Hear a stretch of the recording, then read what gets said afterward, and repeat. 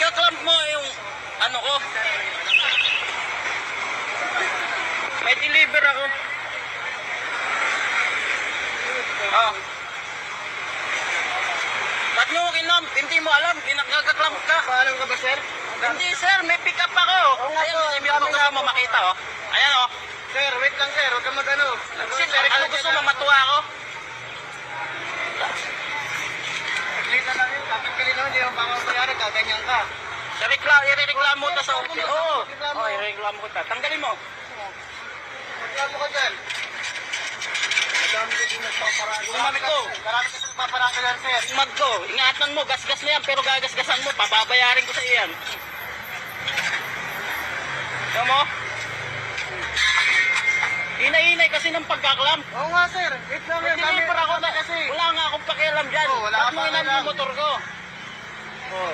Diba?